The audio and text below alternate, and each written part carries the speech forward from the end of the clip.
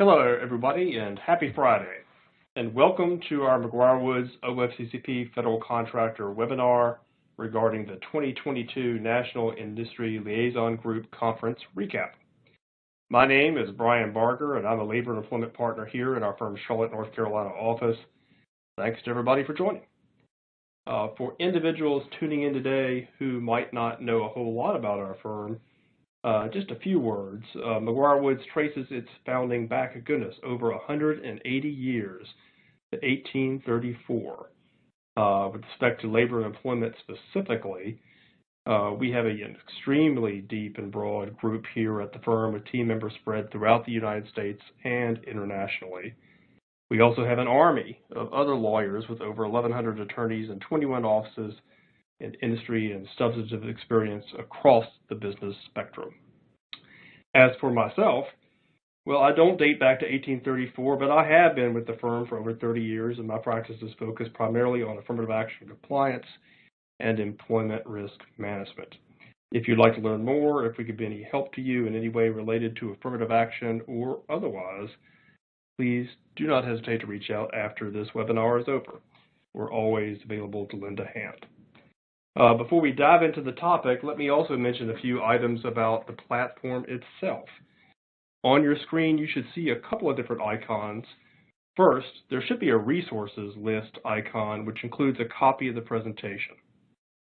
If you'd like, you can download the deck to your desktop, or you can print it to follow along during the presentation itself. Second, you should also see a Q&A feature. You can use this to submit any questions that you have throughout the webinar, which I'll try and work on addressing at the very end. However, to be honest, given our limited time together, it's unlikely that we'll get to all questions submitted. So if I can't get to your particular question, please feel free to email me directly after the webinar is over. My email address will be at the slide on the end. Please also note that this presentation is being recorded. We'll circulate a link to the recording together with another copy of the webinar deck after the presentation is over.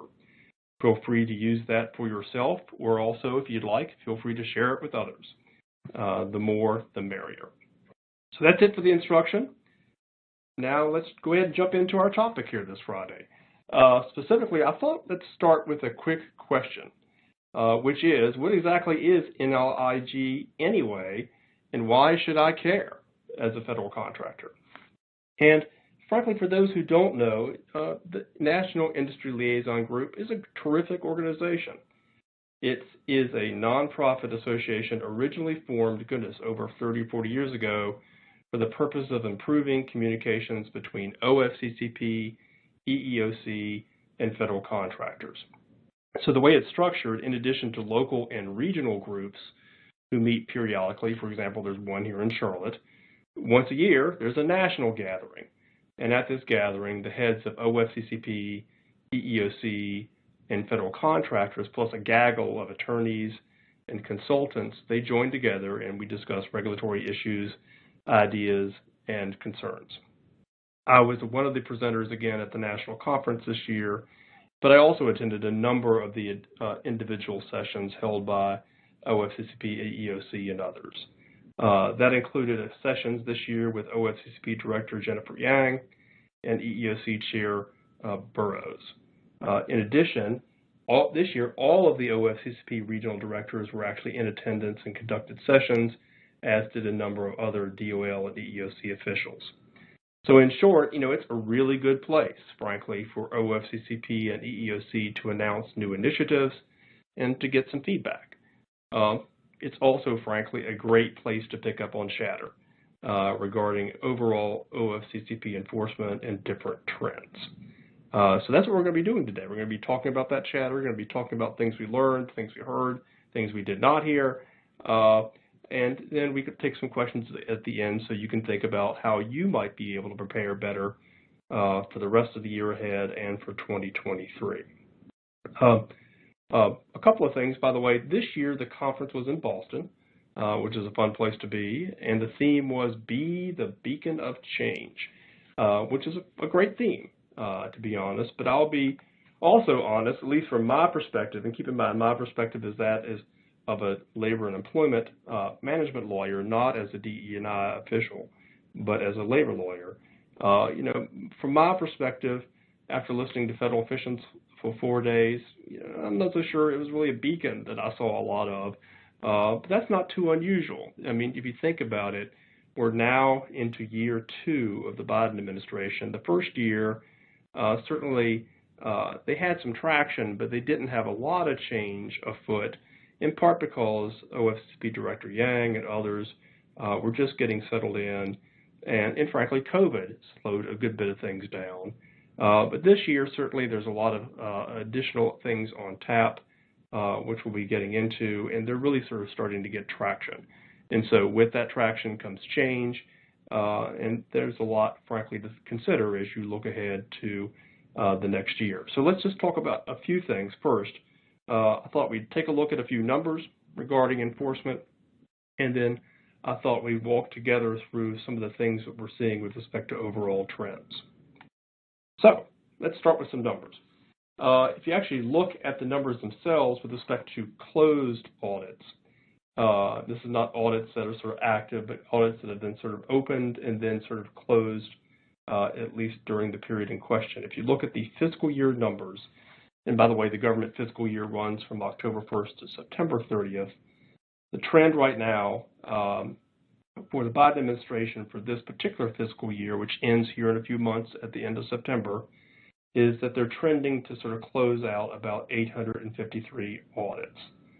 They've done 683 as of June the 30th. When you compare that to the Trump administration or the prior Obama administration, that certainly is sort of on the lower side.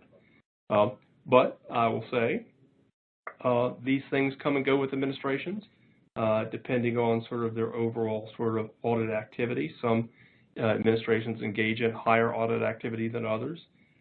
Likewise, whenever you see a transition between administrations, if you look, for example, back at the Trump administration, back in fiscal year 2018 and fiscal year 2017, there was a drop-off, and that drop-off is a lot of times is related to, frankly, just staffing and new individuals on deck and new procedures for how they're going to sort of review and close audits. So even though the trend is lower, it's not necessarily too surprising. Probably what's more surprising, to be honest, is the current trend with respect to financial-related conciliation agreements. And so conciliation agreements, for those folks who don't know it, that's a fancy term that the government means to be settlement. It's their agreements that they have that they enter into publicly with entities to resolve audits. There are technical violations, which are non-financial, and then there are financial-related violations. All this is actually posted on OFCCP's FOIA reading room for God and everybody, unfortunately, to see. And so you can actually read the conciliation agreements themselves and look at the different trends. And for this year, thus far, they've only closed out, as of June the 30th, 15 financial conciliation agreements. If that continues at the same pace, that would put them at 19 for the year, which by any accounts is pretty low. Now, again, there are several reasons for that. Some of that could be related to pipeline, and what I mean by that is to the extent that a prior administration sort of has a good number of audits in the queue and are closing out a number of items before the new administration takes over, sometimes there's a little bit of a whipsaw effect on the pipeline of audits such that conciliation agreements have a downward trend in the transition. And you'll see that in some of the numbers periodically. Some of it, frankly, is related to COVID. Even though the Trump administration obviously was operating during COVID, a lot of the audits actually started before COVID, and so they were underway with a fair amount of gusto before we ever hit the COVID train, such that when they were closing things out under conciliation agreement, they already had several things under their belt, several years of analysis, several years of on-site. Not the case necessarily with the Biden administration, who were sort of on the tail end of that COVID sign, and as a result, you're seeing lower conciliation agreement closeouts with respect to financial awards. So we don't expect that to continue. I mean, there's still going to be a little bit of a whipsaw effect on the timing of that, but obviously probably for fiscal year 2023, we should probably expect to see a fair amount of uptick on that. Likewise, no one in the government likes to see low numbers when they have to report things out to the budget committees. And so there's probably going to be a big push from the administration to sort of close out a number of items to the extent they can before the close of this fiscal year here in September. So if you're in the unfortunate pleasure of being in the middle of an OFCCP audit right now, it's probably not a bad idea to raise the issue, if you haven't already, about whether a resolution is a good thing. OFCCP doesn't sort of advertise fire sales by any chance. This is not Walmart. By the same token, there are pressures sometimes that affect them just like they affect you and me every day. And it may not be a bad idea to sort of raise the issue of either a straight-out conciliation agreement or something that's called an ERCA, an early resolution conciliation agreement, because they may be dealing. Whether those deals will continue into the next fiscal year, who knows? We'll have to see. So those are the numbers. Interestingly enough, at the conference itself, there was some discussion about everyone's favorite topic of this summer, the OFCCP Affirmative Action Plan Contractor Portal certification requirement. For those who don't know this, this is a new requirement that was put in place under the Biden administration. In the past, contractors have always had to develop an annual affirmative action plan. You've always have to sort of do it within a certain timely fashion every year. You get to set the timing of when you do it for your annual plans, but there's a requirement that you do it. But those plans are never filed. You never turn them over to the government unless you're audited. And likewise, you don't have to certify that you've completed them by a certain time. That was different, though, for this year. And this year, by June 30th, every federal contractor and subcontractor who was covered by the Affirmative Action Plan AAP requirements didn't have to file their plans, but you did have to go into a portal that was brand new that OFCCP created to sort of raise your hand and say, I hereby certify that I have finished my affirmative action plans and that they are complete. And the reason that they were doing that is OFCCP believed that a lot of contractors simply weren't getting around to it as robustly as they should, or that some people, unfortunately, just weren't doing them at all.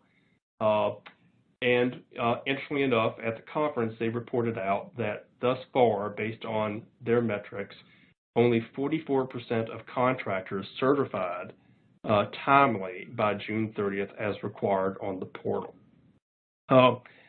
That's a pretty low number, but it's low only to the extent that OFCCP is looking at the right database. And this is something that myself and Bill Doyle on our team and others sort of raised in the comment process when this portal certification issue was first announced. I mean, when you're trying to figure out from OFCCP's perspective who's in compliance and who's not, there's a lot of differing opinions about sort of who actually has to have an affirmative action plan. There are all sorts of rules about sort of that related to the regulations and who's actually sort of covered under certain thresholds.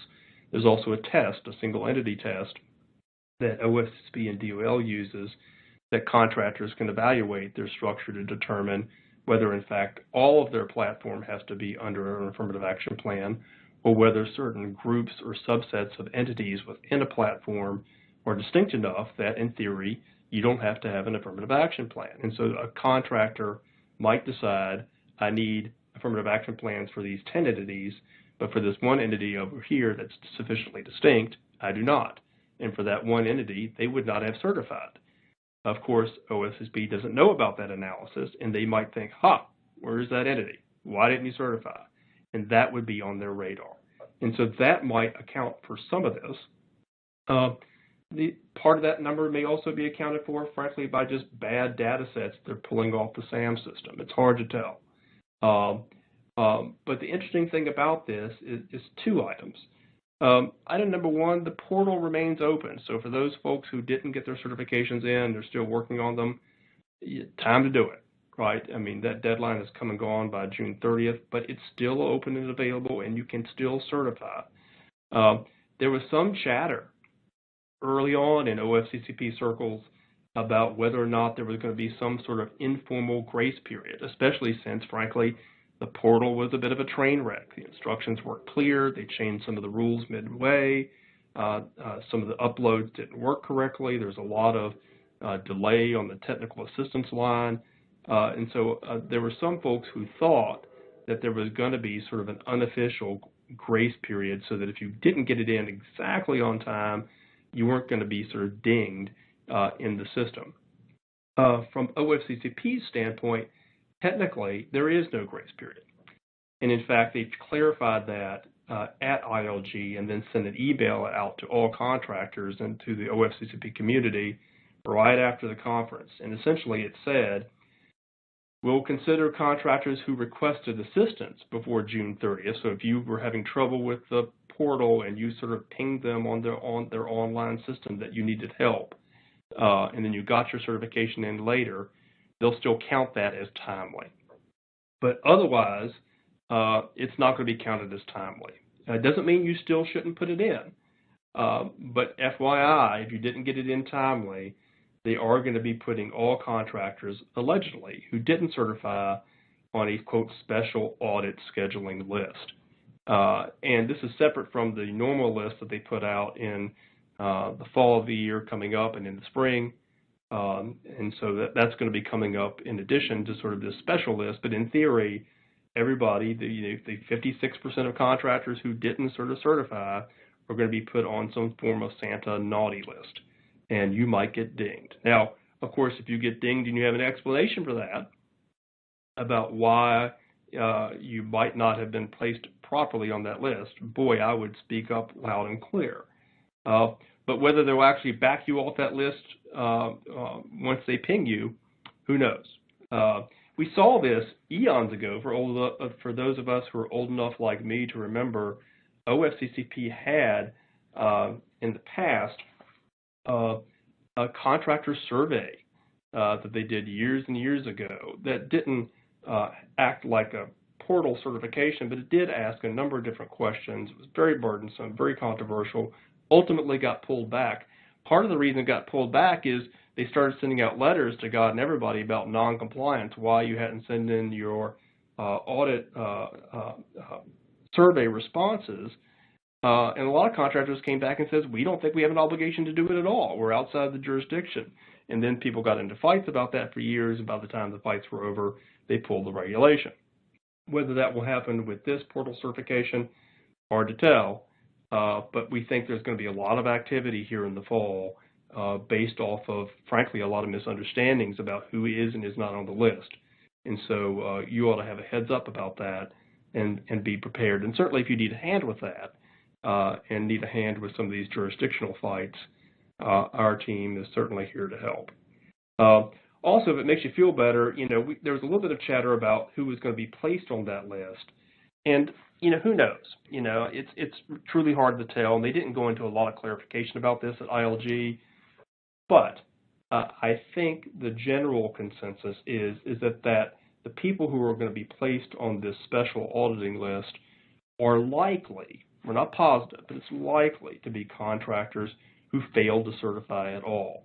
So if, for example, you've got 150 locations, 150 different AAPs, and you've certified 148 of them, and for whatever reason, 2 of them you forgot, and you put them in late, or there were some delay issues, and 2 of the larger set got in late, we don't think you're going to be put on the sort of special certification list, because we think what they're probably looking for are contractors who didn't certify anything.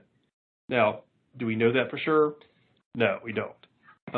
But given the rate that we're looking at, that's probably the way that they're going to approach it, and that's most of the chatter that we heard at ILG here in Boston. But did OFCCP officially confirm that? No, they did not. So you do need to be sort of prepared. Other things, speaking while we're on the topic of audits, OFCCP said that they are working to revise their overall audit methodology to, quote, focus resources where they can have, quote, the greatest impact. Director Yang said that they're going to be targeting audits where, quote, the data points show a higher risk of noncompliance, which is interesting terminology, I think. And they say they're going to be trying to transition to a more predictive model using EEO1 data by industry and labor market averages, among other things. I thought that was interesting from a commentary standpoint because, frankly, they already do that now. Audits, if you didn't know this, are not random. They take your EEO1 data. They do look at sort of labor market industry information and sort of try and determine contractors that they deem to be sort of metrically out of whack. And that's how you get selected for targets. It's sort of a double secret process, but it's not random. They just don't do random selections. It's based off of sort of what they think are targeted selections. By the same token, when they talk about sort of data points showing a higher risk of noncompliance, to me, what that probably sounds a little bit like is that they're going to focus on certain industries in particular where they think that based on interior trends with OFCCP or EEOC or otherwise, that the industry as a whole is having, for lack of a better word, issues. And who knows how they're going to put that into the metrics, but it sounds like that's going to be part of their sort of refocus methodology. There's also one thing that I'll highlight to all the subcontractors on this call. A lot of people are not prime contractors. Most government contractors get pulled in through the subcontractor threshold and definition. And keep in mind, when you think about audit selection and methodology, boy, OSCP has been working on this for years. They have prime contractor databases that they can pull from the SAM system and otherwise. They can cross-reference that and target individuals for audit based off of who is actually listed as a federal prime contractor. But their list of individuals who are first tier or second tier or lower subcontractors, boy, that's always been a challenge. There's a little box on the EEO1s where you have to self-identify yourself as a federal contractor or subcontractor, but some people don't do that, frankly. And if you're a subcontractor and you don't do that and you're not otherwise in the database system, you might not ever show up on their OFCCP audit radar. However, keep in mind, now that you've certified into the AAP portal, which you're required to do if you're a federal contractor or subcontractor, then bingo, you now have been on their list. And so you might have been in a posture, frankly, that for years have never undergone an affirmative action plan audit, have never got a scheduling list notice, and that's great. But frankly, the lottery luck may be running out. And so if you haven't sort of dusted off your plans in a while and taken an internal look at yourself to sort of see if you're sort of audit ready, especially if you're a subcontractor, it's not a bad thing to do here this fall and the beginning of next year, because certainly I think OFCCP is going to be paying a lot of attention to that. If I had to guess, there are going to be a lot of subcontractors who are sort of put up at the top of the tier when it comes to the next scheduling list. Some other considerations to think about giving with respect to audits and a general heads up. Two items with respect to the portal.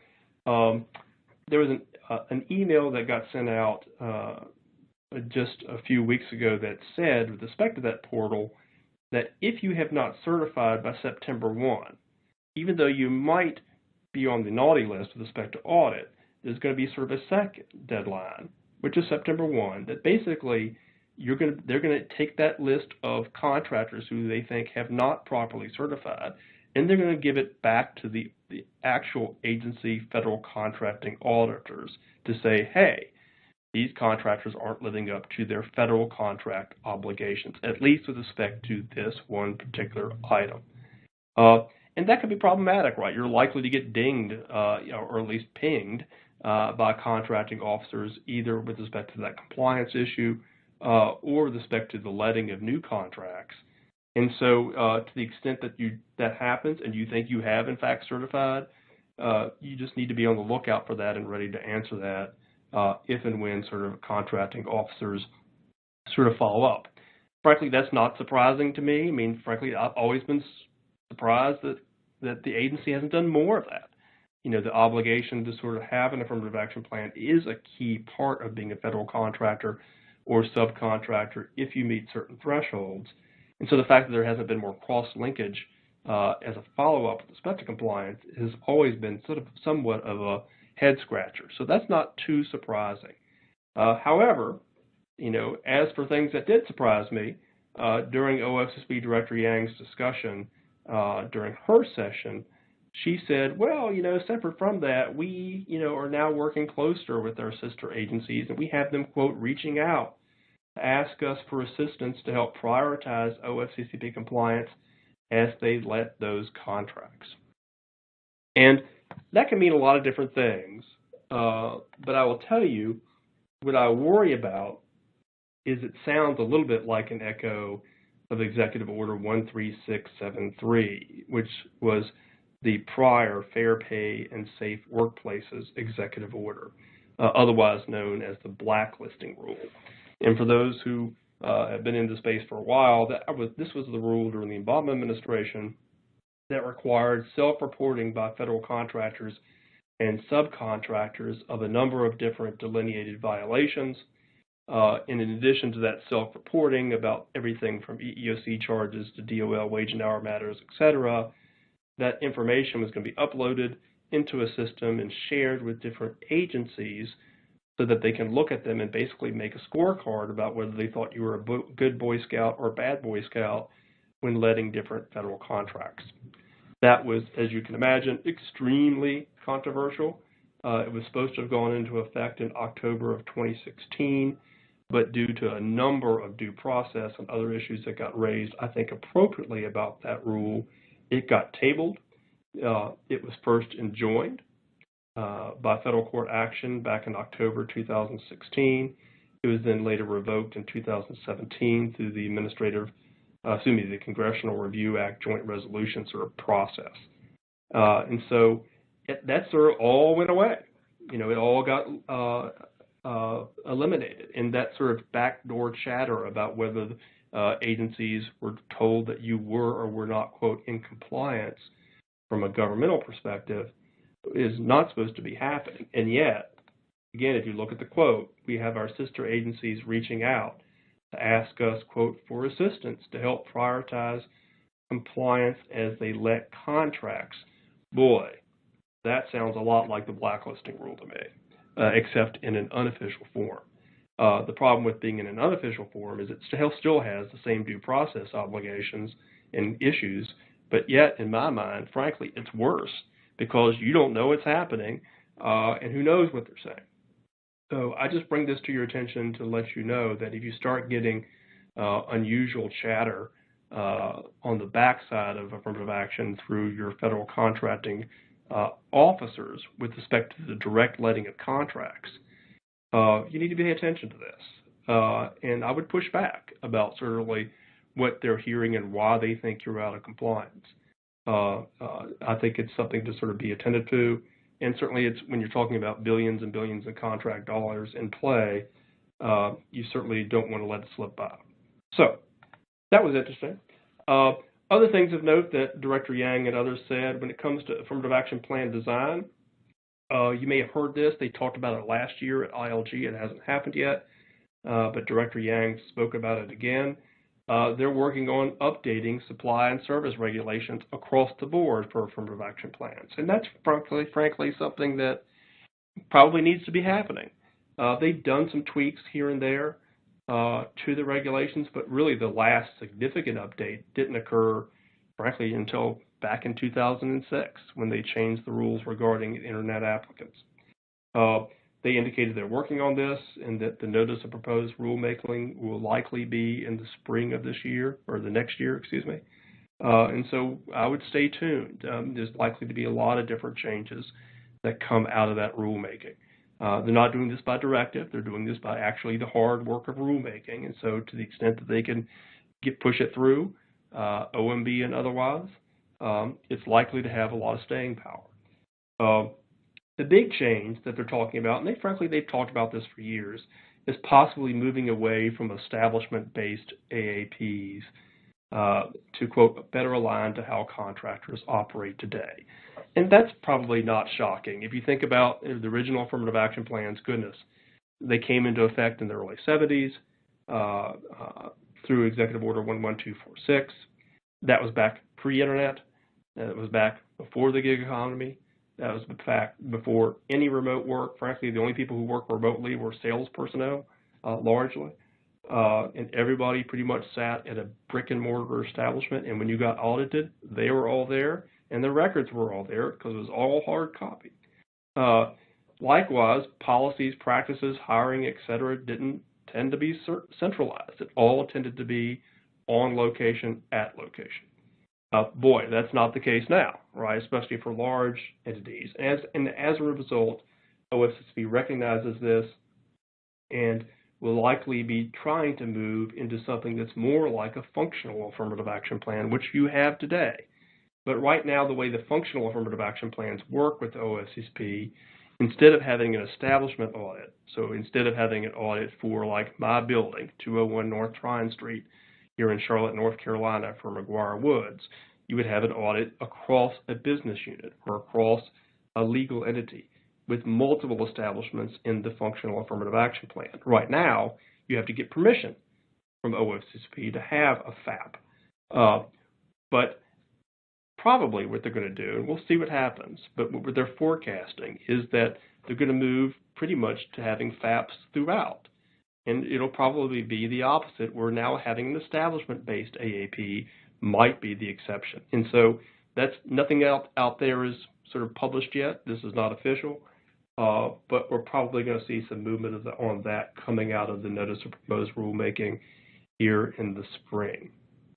Interesting, Director Yang said, you know, the reason they want to do this is, quote, we want to make sure we are not encouraging contractors to divide and hide problems. I thought that was an interesting perspective. Frankly, you know, we have lots of contractors, we have lots of different affirmative action plans, some that are rolled up, some that are not, but frankly, the regulations allow this. I mean, it is an establishment-based system. And so the idea that you're sort of hiding problems by having establishment plans, I think is just silly. The regulations themselves allow you to do it and, in fact, direct you to do it. So I thought that comment itself was interesting, but that probably gives you some perspective about what's coming this spring. As for analytics, speaking of what's coming, goodness, they also talked a little bit about coordination and sort of data integration. On the coordination side, both Director Yang and all the regional directors all said something that frankly makes a lot of sense to me. They said that they were consolidating open audits and scheduling list assignments for a given contractor who has multiple establishments within a region. They're going to try and consolidate that with one team. So sometimes if you're a contractor and you're in a big region like SWARM, the region out west, the Southwest and Rocky Mountain region, and you got audited under SWARM, and you had 5 locations under audit in different cities throughout SWARM, you might have had 5 different audit teams working on those audits, even though they're all within the same region. Now, if you have multiple open audits or multiple scheduling lists or designations within a region, they're going to try and work harder to consolidate that with one team, frankly, for efficiencies and to leverage information. And that makes, I think, a lot of sense. It's probably good for the government, probably good for you, in the sense that what they learn about you, pro or con, can be sort of used to sort of move things along in a more expeditious kind of manner with respect to the overall audit process. And so that's not unusual, and frankly, any good business would do that. What is unusual is that there was some data discussion when they said, oh, in addition to that, by the way, we're going to be looking at data and policies for contractor worksite locations across campuses or across a city or across a metropolitan statistical area. And in fact, OFCCP's Director of Enforcement got a direct question about that, and they said, well, wait a minute. When you say that you're sort of consolidating these sort of audits within a team, or is the intent to combine related applicant hiring and pay data as well? And his answer was, well, I think it's incumbent on the agency to utilize any data that it has. And that sounds good, except for the small thing that, I don't know, they have regulations that say they're not supposed to do that. As a labor and employment lawyer, I would assert they need to follow their own rules. They are an enforcement agency, and if you're audited by establishment, then by God, it needs to stay by establishment, and you're not allowed to sort of consolidate that data, even if it provides a broader picture. They want to change their regulations. They certainly can, and they probably will, and it sounds like they are working on it. But for sitting here today, the idea of consolidating this data across establishment audits, I think, is problematic. And so the fact that they just sort of threw that out casually during an audit, I thought was really interesting. And we'll see how that actually plays out on the ground. But if you're starting to see that on your end, my suggestion would be to push back on that vigorously, because I'm not sure the regulations, at least as I read them, allow for that kind of cross-pollination. Speaking of interesting and controversial issues, there was a lot of chatter about OFCCP Directive 2022-01, which is the comp directive that was issued right out of the box by Director Yang during her first year as OFCCP Director. This actually, if you remember, relates to sort of a not well utilized provision of the Affirmative Action Plan regulations that have to do with comp analyses. And this is a change that occurred, goodness, a while ago, back in 2000, where they revised regulations to say that in addition to other things that you must do as part of your Affirmative Action Plan, contractors have to perform, quote, in-depth analyses of their total employment process to determine whether and when impediments to EEO exist. At a minimum, among a bunch of other things that they delineate in the regulations, it says the contractor has to evaluate your compensation system to determine whether there are gender, race, or ethnicity-based disparities. Well, that's been on the books for a while, but certainly they never really gave a lot of guidance on that. They didn't say in the regulations how you had to conduct the analysis. They didn't say in the regulations anything about data. If you actually look at the regulations, there's not a word about data anywhere in it. It doesn't say you have to do any kind of, quote, statistical review. It says you have to do an analysis of your, quote, compensation system, not your compensation data, but your system. It doesn't say how you're supposed to document that. And in fact, in the past, when you got audited, if you did any type of analysis whatsoever, typically OFCCP would sort of give you credit for that, and they would not require you to submit a REMA documentation in support.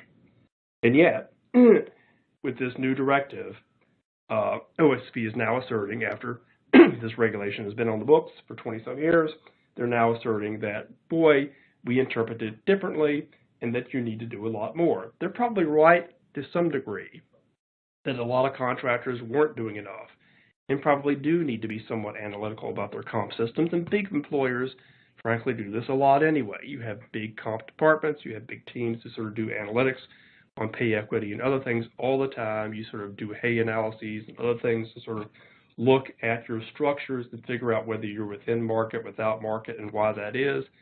In my mind, that is, quote, an in-depth analysis. And yet, OFCCP now says in the directive, as you may have read before, that the purpose of the directive is, quote, to provide guidance on how OFCCP will evaluate federal contractors' compliance with, quote, pay equity audit obligations. Of course, as a regulatory lawyer, I look at that and I say, pay equity, what does that mean? Pay equity itself is a controversial concept because, frankly, Executive Order 11246 and the other regulations that govern affirmative action don't deal with pay equity, it deals with pay discrimination. And so the use of that term itself is sort of interesting. But they also talk about doing pay equity audit obligations, which sounds like a form of statistical regression analysis, which is nowhere required in the regulations. But they're certainly implying and certainly strongly encouraging contractors that you do need to do some form of statistical analysis, and that simply eyeballing your data systems and doing an internal review, in their mind, is not going to be sufficient. Whether there's any regulatory support for that, in my mind, boy, I don't know about that. That's what they're asserting.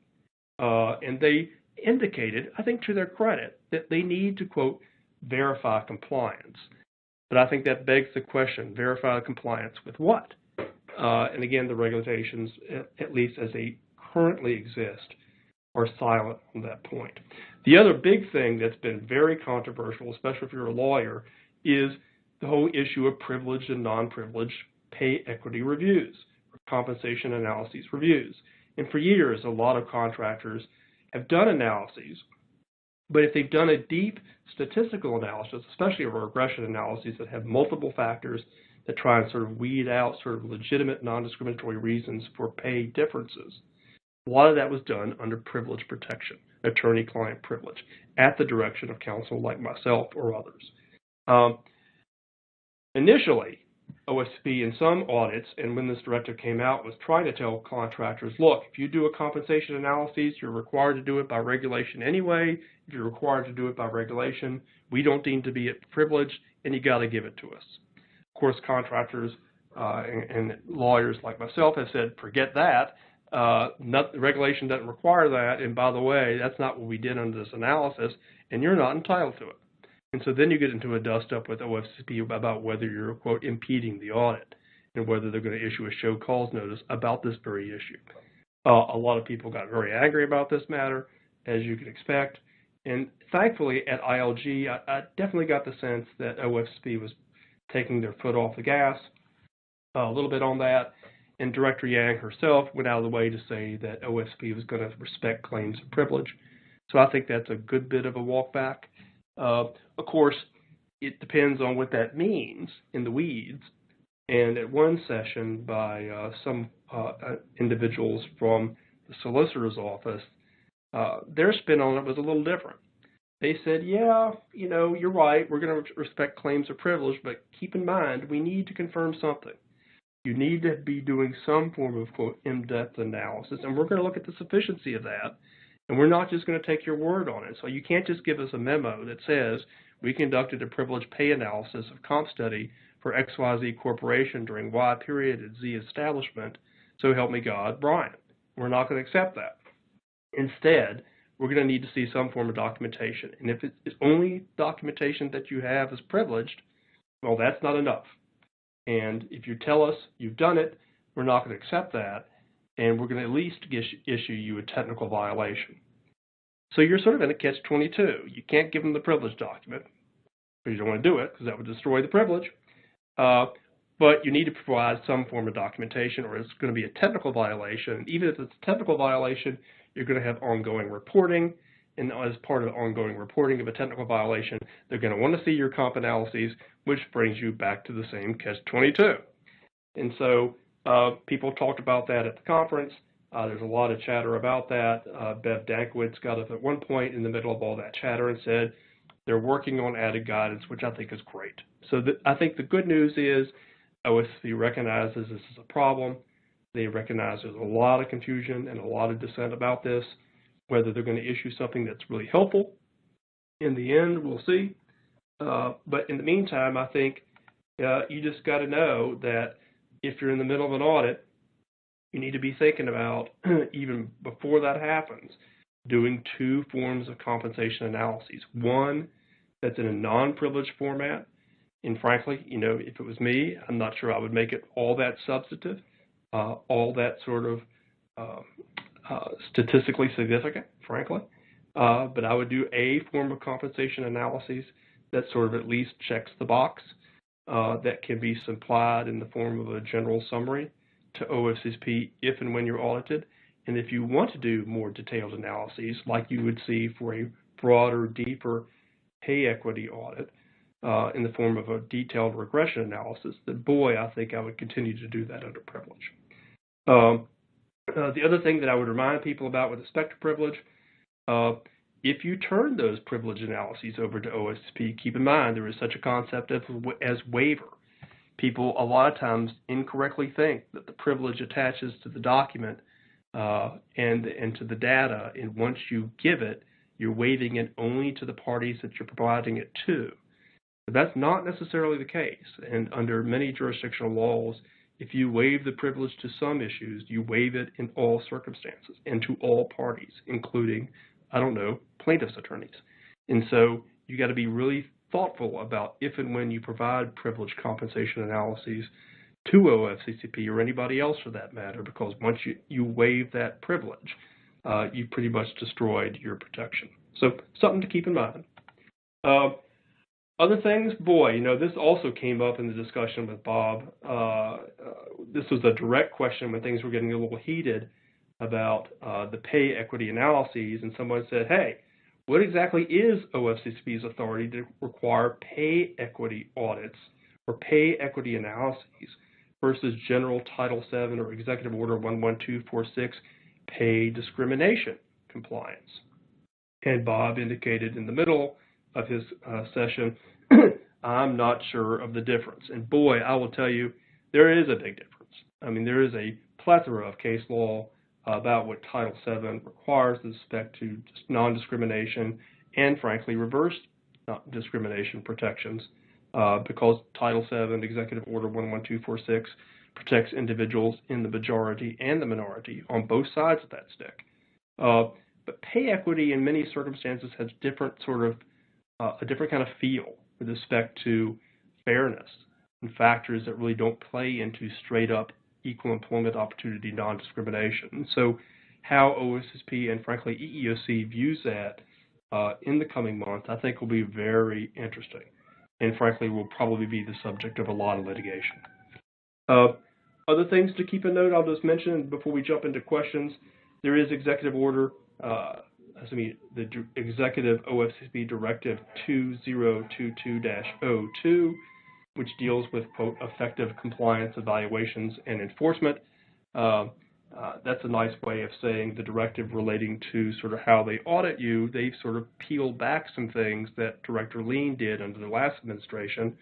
One of the things they did under the last administration is, frankly, they were a little bit more flexible about extensions. That is gone. They have now rescinded the automatic 30-day extension with respect to audit responses.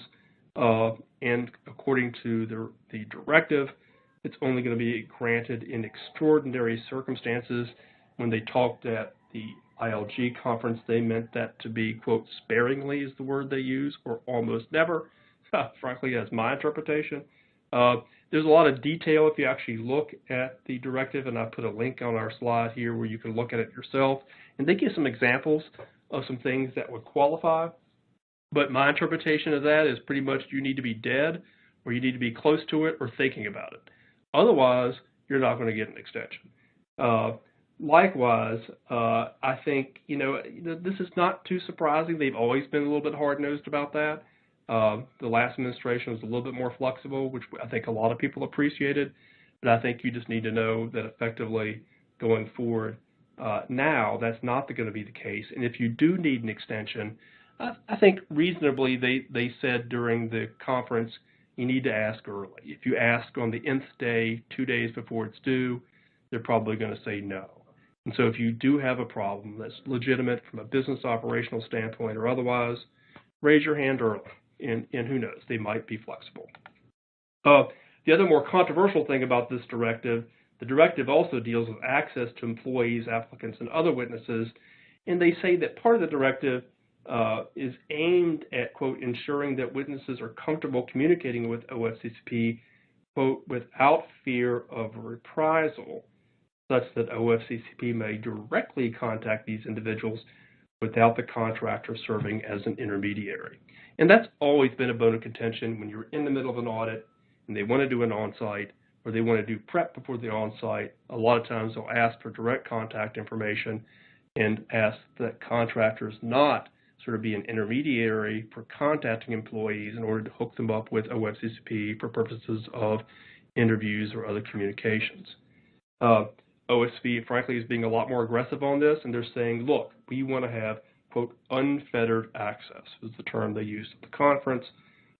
They want to do that both for employee communications and for new, quote, employee surveys that they're sending out. Part of this, I think, is because of concern about retaliation, which is legitimate in some respects. But boy, I think at ILG we push back on this, and I think you're going to hear a lot more chatter as well. There are legitimate reasons for contractors to be an intermediary and to communicate with employees about what's going on.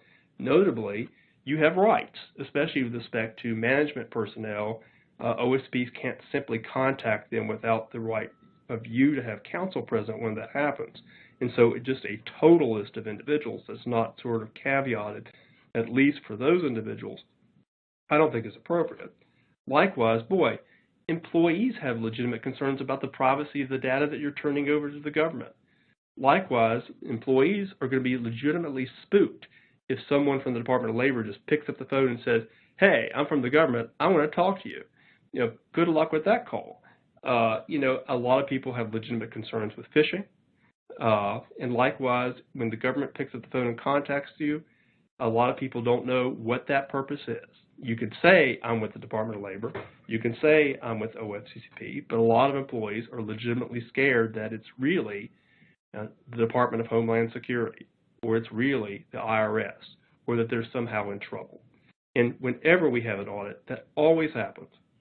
And we try and sort of mediate that as best we can with employees. My suggestion to you is, especially in light of this directive, if you do have an active audit, you want to try and work with your compliance officer to come up with some form of joint statement that they're not going to consider to be retaliatory, but you can also sort of give to employees in advance to give them a heads up about what's coming. Otherwise, they're going to push really hard to get your list, and they may start dialing for dollars without you.